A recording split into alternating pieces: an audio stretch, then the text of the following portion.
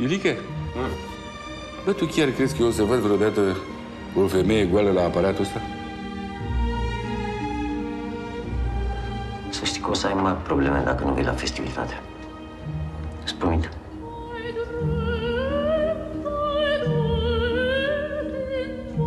Eu zic să te mai gândești cu video-ul ăsta, cu visul de azi noapte, nu vorbesc prostii.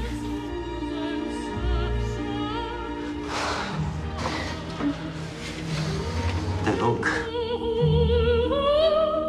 Nu te uita la tactul, uite-te la mine. Crezi că vine Lucătuș să spele cu mine în baie?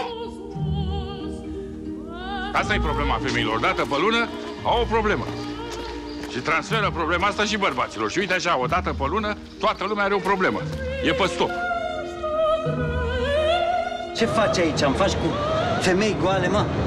Păi mă vildești că ți-am zis că e pentru o persoană respectabilă, mă, e pentru ăla micul la școală, tovarășa învățătoare.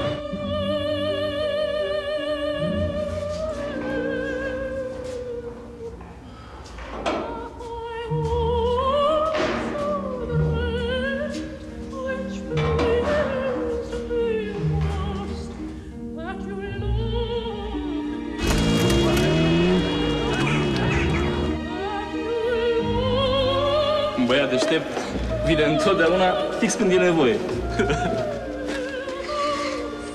Da. Stai, mă, frate, chiar îți bagi joc de mine? Bă, ce faci, mă? E radio? Păi, da, e radio aici. Ce faci, bă? Faci teatru radiofonic? Ce povestești? Marile legende ale lumii? Ce dracu? Tu n-ai fost la film niciodată? N-ai văzut ce fac actorii acolo? Să aleargă unii pe alții pe ecran, să mișcă?